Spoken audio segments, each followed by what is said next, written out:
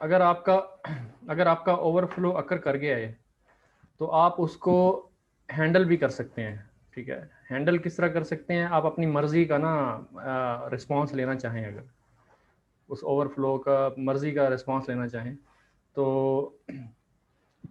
आप wrap in all modes with the wrapping underscore static methods such as wrapping add return the none value if there is overflow। अगर आपके पास overflow हो रहा है तो none value किस तरह रिटर्न करवा सकते हैं, चेक अंडरस्कोर स्टैटिक मेथड से, और return the value and Boolean and a boolean indicating whether there was a overflow with the overflowing underscore static method। so ये मुख्तलिफ मेथड्स हैं जिससे आप अपने ओवरफ्लो के रिस्पांस को ना कस्टमाइज करके आप अपनी रिक्वायर्ड रिस्पांस ले सकते हैं। तो ये है। अच्छा। तो आगे चलते हैं। floating point types, Rust also has two primitive types, the floating point numbers, which are numbers with the decimal points. Rust floating point types are F32 and F64, which are 32-bit and 64-bit in size, respectively. The default type is F64 because the modern CPU is roughly the same speed as F32, but it is capable of more precision. Here is an example that shows floating point numbers in action. अच्छा जी, f main x is equal to 2.0, let x f32 3.0। तो हमने उसको type जो है हमने उसकी change कर दी, बाद में टाइप तो वही रही लेकिन हमने उसका साइज चेंज कर दिया यहाँ पे है। अच्छा नहीं नहीं, इस उसने दो वेरिएबल बनाया हुँ? है, दो वेरिएबल बनाया है। एक में हमने खुद अच्छा दी है टाइप उसकी, और एक में उसने अच्छा, ये खुद हमने खुद से इंफर करी है। कास्ट टाइप कास्ट की है, यहाँ पे उसने डायरेक्ट डिफॉल्ट ले ली है। हाँ। अच्छा एक मिनट, अच्छा यहाँ पे एक क्वेश्चन है। क्वेश्चन ये है कि F64 और F32 में फ़र्क मतलब क्या है, यानी कि बेसिकली अंडर द हुड, यानी कि एक देखें हम जब i64 की बात करते हैं या i32, तो ये होता है कि हमें पता होता है कि 2⁵ जो है वो मतलब 32 बिट होगा, या 2⁻7 जो है वो 2⁻6 64 बिट हो गया।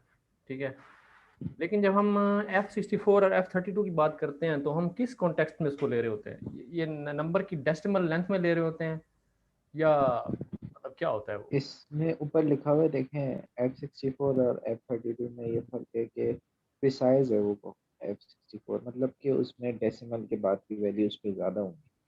जिसमें डेसिमल के बाद की वैल्यू ज़्यादा होंगी तो वो जो है आपका उस पे 64। बेस करेगा।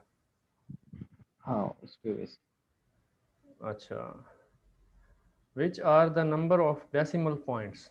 ठीक है, तो दरअसल अगर अगर आपके पास यहाँ पे ज़्यादा डेसिमल हों तो 64 तक ये मिला। देखें ना, यहाँ पर आप पढ़ें, the default type is F64 because on modern CPU it's roughly the same speed as F32 but is capable of more precision। यानी कि उसमें प्रिसिशन ज़्यादा होगी, उसमें वैल्यूज जो आगे की होंगी ना डेसिमल के बाद की, वो ज़्यादा। अच्छा अच्छा अच्छा अच्छा, यानी कि वो लेंथ ज़्यादा होगी 10 डेसिमल तक या 15 या वट एवर, वो हाँ। बहुत लंबा होगा। हाँ। सही। Floating point numbers are represented according to IEEE 754 standard. The F32 type is a single precision float, and F64 has double precision float। Double precision तो इसमें जो है अगर आपका मिसाल है यहाँ पे 2.0 आ गया या 2.1 2.2 आ गया तो वो जो है सिंगल प्रेसिजन होगी ऐसे ही। और अगर यहाँ पे ये 3.01 देखना पड़ेगा। 3.02 तो वो मतलब ये डबल प्रेसिजन और ये डबल प्रेसिजन आ जाएगी। ये सिंगल सिंगल प्रेसिजन का मतलब होता है ना आफ्टर द आपका डेसिमल एक वैल्यू जो है वो सिंगल प्रेसिजन हो गई, और आपके जो डेसिमल के बाद डबल या ट्रिपल वैल्यू मतलब डिजिट्स आ गए। वैसे नाम से तो यही लग रहा है, लेकिन हो सकता है कि चेंज भी। आप ऐसा करें ना, इसको हाँ सर्च आप कर। ऐसा करें, F32 वाले में 3.02 करके प्रिंट का है, और फिर चेक करें उसको। सही सही, ये अच्छी एडवाइस है।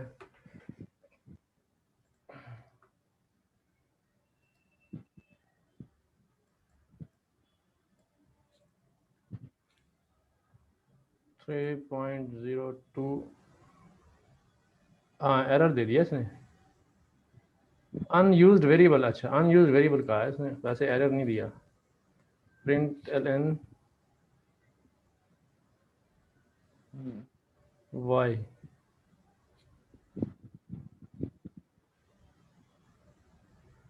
फॉर्मेट ये आर्गुमेंट मस्ट देखिए बी, यहाँ पे वो स्ट्रिंग दिखाएगा, वो स्ट्रिंग लगा आएगी फिर उसके बाद कॉमा आके, फॉर्मेटिंग करनी पड़ेगी। हाँ इसमें आप वो देना, हाँ ये तो दे रहा है, ये सेमी चल रहा है। सेमीकोलन। दे रहा है।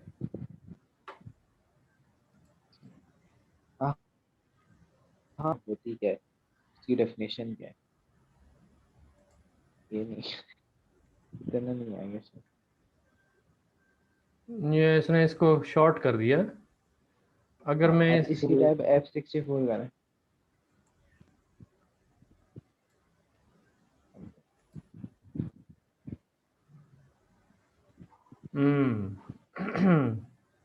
इसने किया 1 अच्छा 2 ये 3 लेकिन 4 टेस्ट, 5 6 हाँ 7 तक किया ना, 7 तक, 2 3 4 4 सही है। ये 1 2 3 4 5 6 7 तक किया, और इसने कितने तक किया? 1 2 3 4 5 6 7 8 9 10 11 12 13 14 15 16, इसने 16 तक किया। अब एक काम करें ना आप, अब इसको F32 दोबारा से करें और ना पॉइंट से पहले ज्यादा नंबर लिखें। पॉइंट से पहले ज़्यादा नंबर दे दूँ? हाँ 3 4 लिखना नंबर्स, हाँ बस F32 कर दें।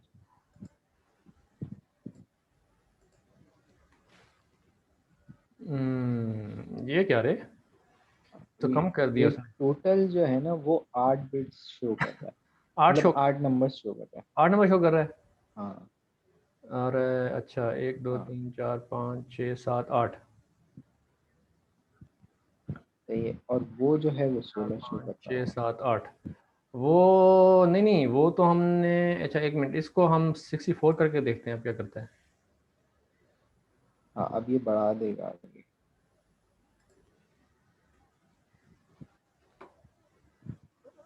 अब ये जो है, अब इस ये दरअसल कितने हैं, एक मिनट, 1 2 3, कितने हैं यार, 1 2 3 4 5 6 7 8 9 10 11 12 13 14 15 16 17, ये 17 थे टोटल, यहाँ से लेके यहाँ तक टोटल ये 17 है।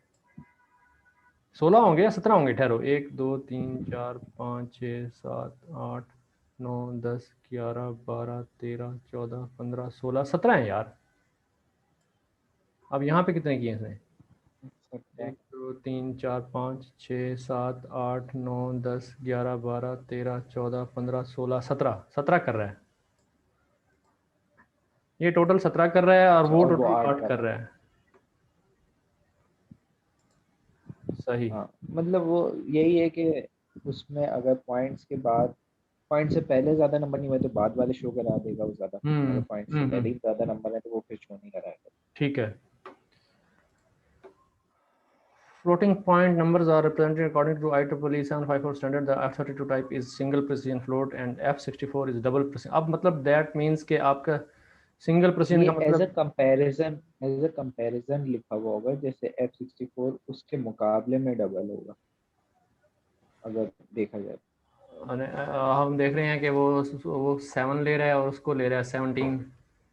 तो ये सिंगल या डबल वो कोई और मीनिंग में आएगा, ये नहीं है कि आप 7 2 वो 8 ले 14। रहा है, 8 है, मतलब ये नहीं है कि उसका 8 ज्यादा पता नहीं 70, चला, उसका 7 मल्टीप्लाई 2 कर दो या और, तो सर्च कर लें सिंग। आवाज़ नहीं आ रही आपकी, आवाज़, मेरा नेटवर्क आप खराब है, क्या वजह है? आवाज करती है वैसे थोड़ी सी, मैं ये कह रहा था जी। कि जो है F32 जो है वो 8 डिजिट शो करता है, और जो 8 हमारे पास F64 है वो, हाँ F64 17 शो करता है। तो एक मिनट, तकरीबन डबल ही है, जैसे डबल 16 होता है, लेकिन फिर इसको एक दफा चेक करना है, सिंगल प्रिसीजन फ्लोट होता गया है, तो वो गूगल पे सर्च कर। अच्छा, single and double precision float.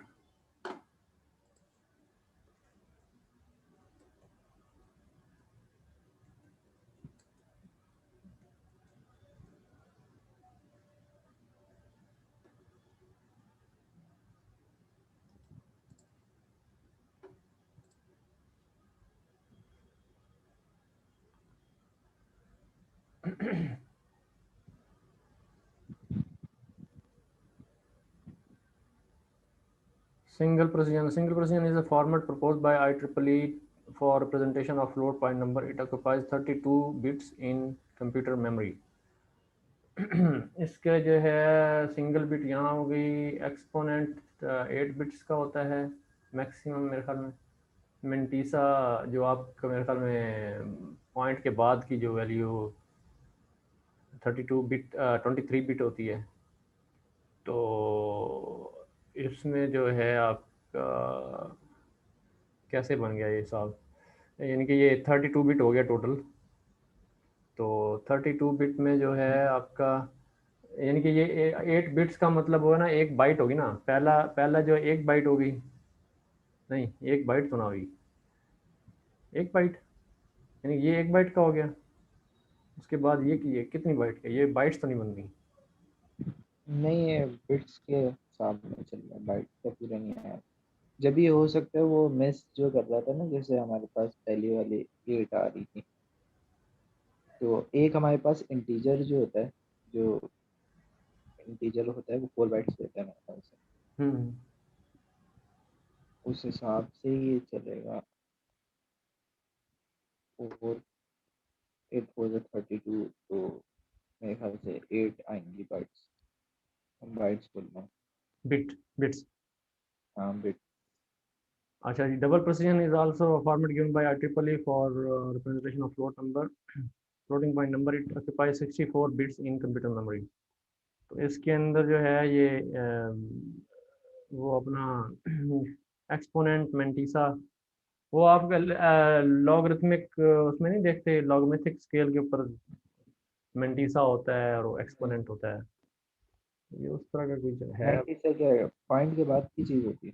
Ji ji, point के बाद की जो, नीचे का नहीं, ये नीचे का नहीं। ये कंपैरिजन है। अच्छा अच्छा, सही है सही है। बस ठीक है, इसको इतना ही है। अब ये ये तो वही चीज़ें हैं पहले तीन वाली ना।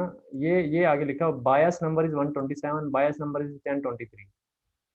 तो इसमें जो बायस नंबर यहाँ से कहाँ से निकलेगा इसका बायस, बायस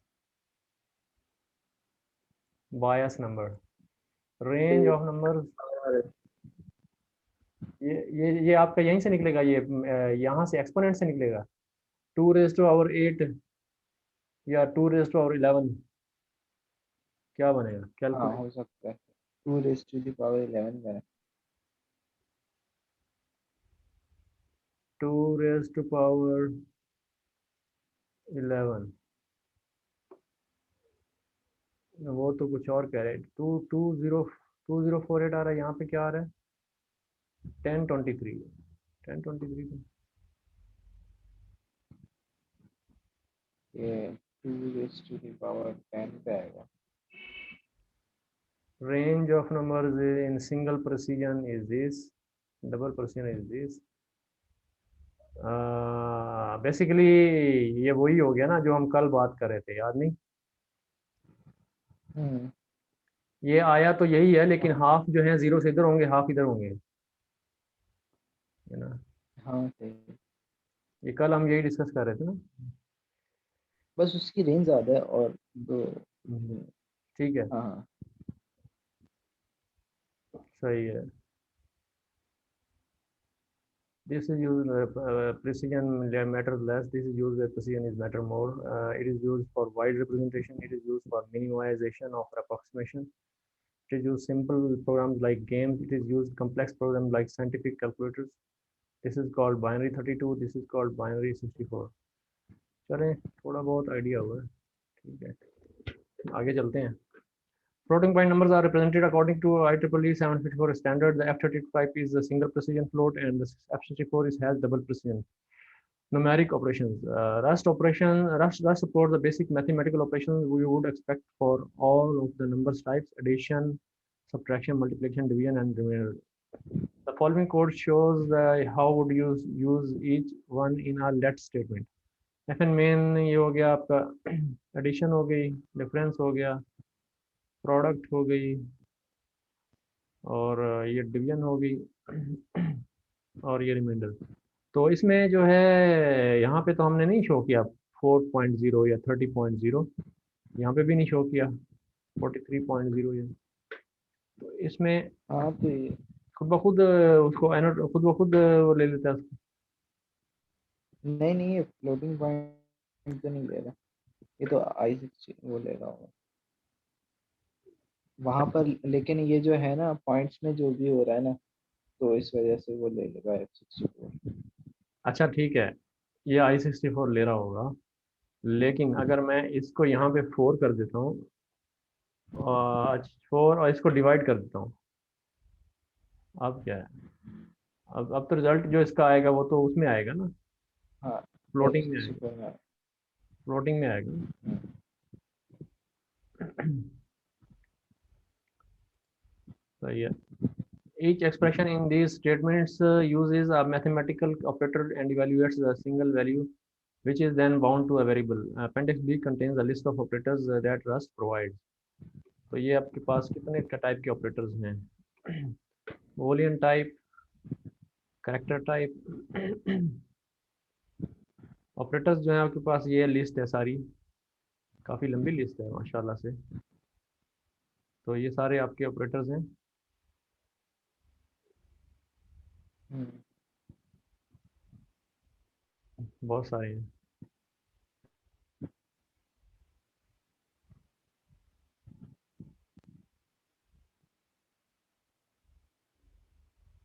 चलो इसको फिर बाद में देखेंगे।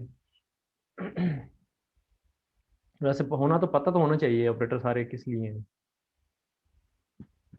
हाँ लेकिन वो जब जो यूज करना है उसका बस देख लो, ये हम्म। कौन याद थोड़ी पता है। याद तो नहीं हो सकते, सही बात है।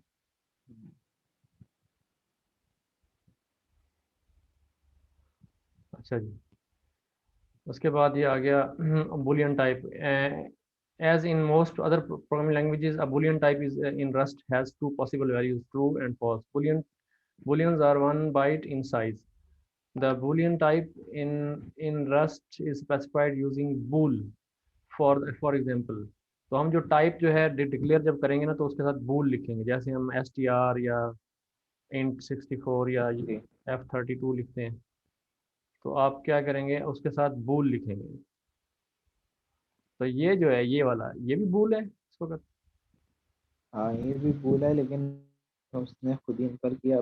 नीचे कमेंट्स लिखा हुआ है ना कि नीचे वाले में हमने एक्सप्लिसिट टाइप नोटेशन है, हमने खुद दिया टाइप उसको, और उसमें खुद ही उसने अंदाजे से लगाई। सही है। The main way to use bool values is through conditional conditions such as if expression. We will cover how if expression work in Rust in the control flow section. The character type. So far we have worked only with the numbers, but Rust supports letters too. Rust char type is the language's most primitive alphabetic type, and the following code shows one way to use it.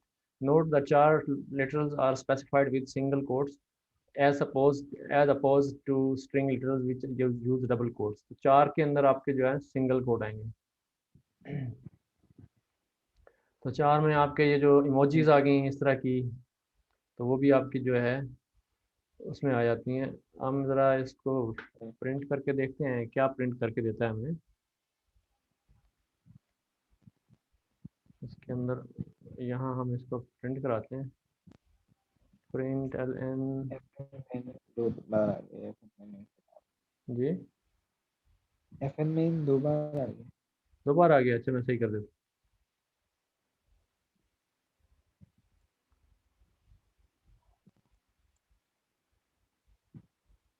क्या कहता है ये, इसमें कैसे print होगा? अच्छा, एक Unicode character उसने प्रिंट कर दिया है इसका, ये जो बिल्ली बनी हुई है। हाँ, तो ये भी यानी कि करेक्टर के तौर पे आएगा, ये करेक्टर है। ये करेक्ट है।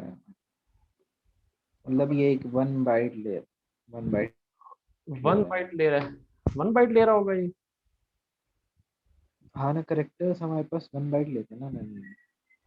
अच्छा, अगर हम इसको कराएं, जेड जेड को कराएं तो जेड ही देगा ना हमें यहाँ पे।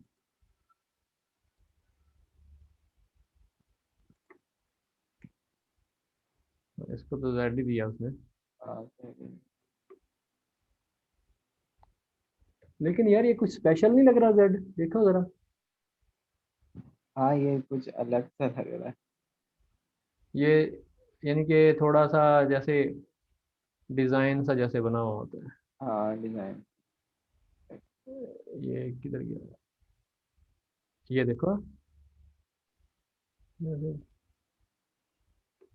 हाँ,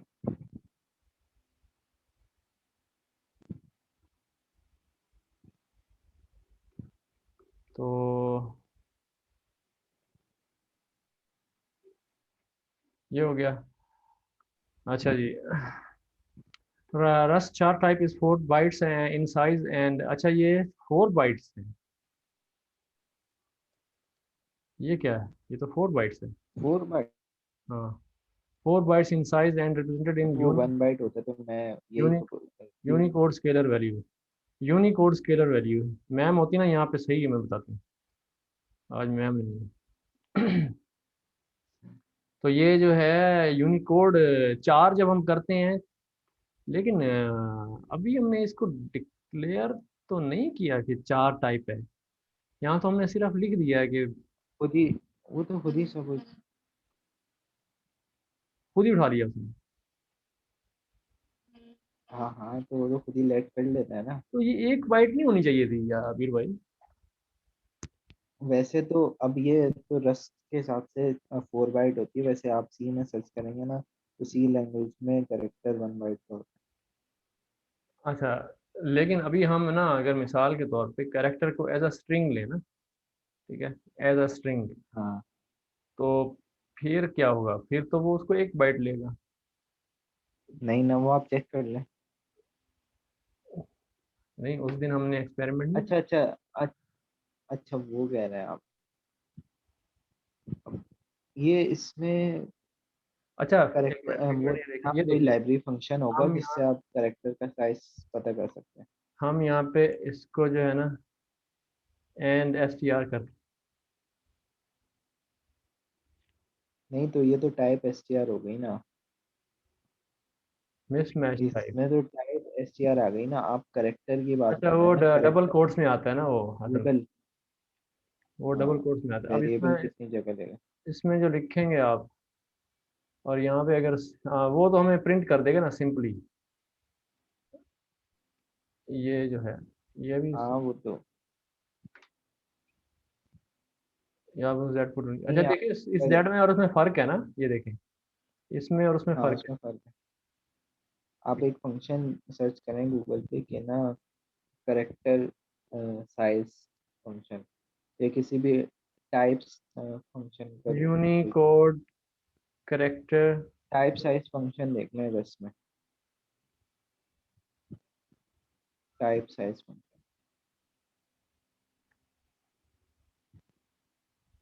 फंक्शन इन रस्ट। फंक्शन।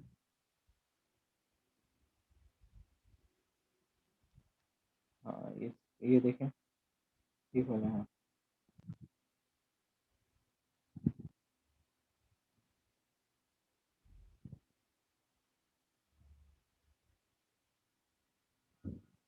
4 का हाँ 4 लिखा हुआ।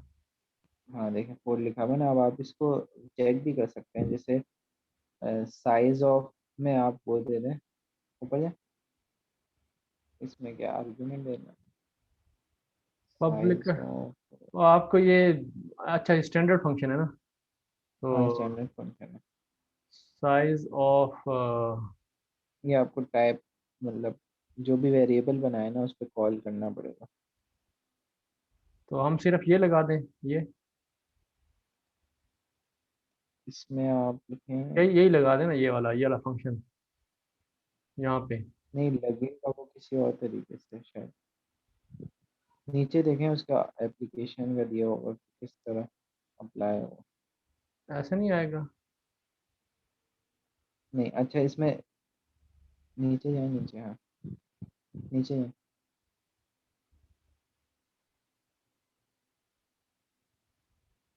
साइज ऑफ, हाँ इसके अंदर देना है हमें असर्ट करके। हाइट। ये तो एसेट से तो चेक होता है ना, ट्रू है या फॉल्स आ रहा है। एक काम करें, आप बाहर हैं, मतलब वहीं पे हैं, ये मेमोरी साइज को ये कॉपी कर लेते हैं क्योंकि हमने वो इंक्लूड नहीं किया हुआ ना। पेज पे है, पेज पे, हाँ ये MEM से कॉपी करें, MEM से। यहाँ से। ये नीचे वाले 4 के बाद, हाँ इसको कॉपी कर लें बस। और इसको प्रिंट एफ में डाल दें।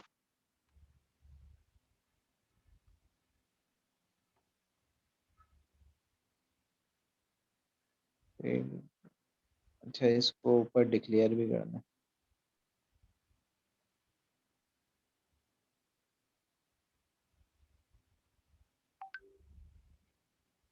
डिक्लेयर कैसे?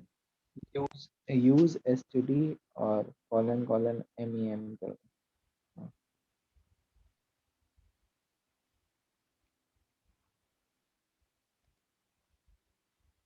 अच्छा अभी देखें ये प्रिंट क्या करता है, पहले कार्गो रन करें। 4। देखें ये अभी I32 का है ना, अभी यहाँ पे चार दे दें, मतलब कैरेक्टर CHAR। यहाँ पे। I32 के, हाँ अब प्रिंट करना है।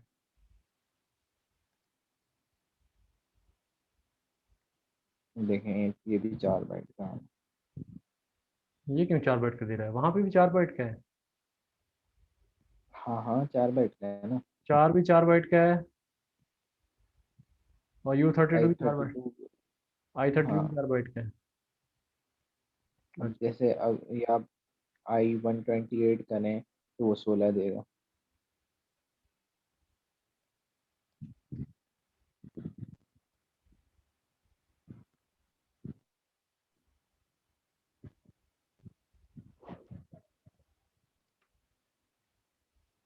हम्म। सही है ना, तो ये इसमें करेक्टर 4 बाइट का होता होगा वैसे। मैं सी के हिसाब से समझ रहा था कि वो 1 बाइट की है। हम्म। Okay.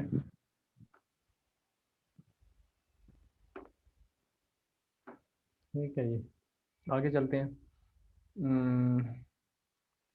Rust char type is 4 bytes in size and represent a Unicode scalar value, which means it can represent a lot more than just ASCII.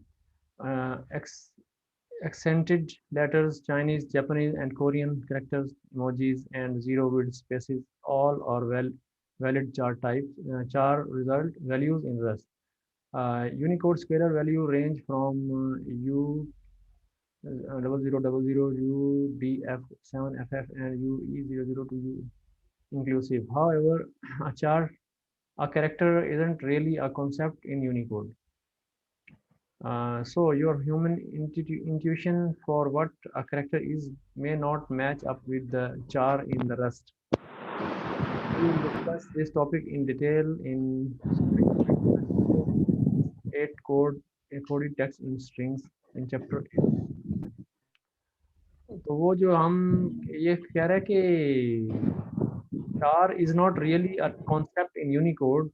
So your human intuition for what a character is may not match with the up with the what a char is in Rust. ये हमारी different, यानी कि जो हम सोच रहे हैं मैं सोच रहा हूँ जैसे कि एक कैरेक्टर 1 बाइट का होगा, तो असल में 1 बाइट का नहीं है, 4 बाइट। हाँ हाँ सही। आगे चले, compound types. Compound types can group multiple values into one type. Rust has two primitive compound types, tuples and arrays. The tuple types, a tuple is generally general way of grouping together a number of values with a variety of types into one compound type. अच्छा, इसमें बहुत सारी types को हम इकट्ठा कर सकते हैं, ये लिखा हुआ है ना, a tuple is generally हाँ general हाँ way of grouping together a number of values with a variety of types into one compound type. Tuple have a fixed length. Once declared, they cannot grow or shrink in size. Tuple जो है वो भी immutable है, ठीक है ना, वो इसका साइज बढ़ सकता है हाँ और ना ही वो उसका साइज छोटा हो सकता है. We create a tuple by writing a comma separated list of values inside parentheses. Each position in the tuple has a type, and the types of different values in the tuple don't have to be the same. We have added optional type annotations in this example. तो उसने खुद annotate की example let to और I32 F64 U8, तो हमने उसको जो है एक टुप्पल को हमने तीन वैल्यूज डाल दी उसके अंदर, और उनकी तीनों की जो टाइप्स हैं वो डिफरेंट हैं. तो टुप्पल जो है आपको अलाउ करता है कि आप डिफरेंट टाइप्स यूज कर सकें. The variable tuple binds the entire tuple. Because a tuple is considered a single compound element, to get the individual value out of the tuple, you can use pattern matching to destructure a tuple value like this. अच्छा, pattern matching करना है. Pattern matching कैसे हो रही है यहाँ पे?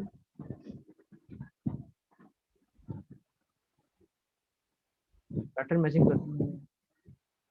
ये ये है ना, जैसे तीन आ रही थी ना वैल्यूज, तो तीनों को हमने जैसे एक एक वेरिएबल्स अच्छा, वो असाइन उसके करके. तीन वैल्यूज के असाइन करा दी और उसने खुद ही सीक्वेंस ले लिया उसका एक्स वाई जेड. हाँ ठीक है, ठीक, समझ आ गई. तो ये आपने यहाँ पे इसको असाइन करा दिया. 1 मिनट रह गया, फिर दोबारा ज्वाइन कर लीजिएगा. ठीक है. जी. The program first creates a tuple and binds it to the variable tup, and it then uses a pattern with let to go to take the tup and turn into the three separate variables x, y, z. This is called destructuring because it breaks the single tuple into three parts. Finally, the program prints the value of y, which is 6.4. ठीक है. अच्छा, in addition to destructuring through pattern matching, we can access a tuple element directly by using dot period dot followed by index of the value we want to access. For example, इसके अंदर जो है हम क्या करेंगे, हम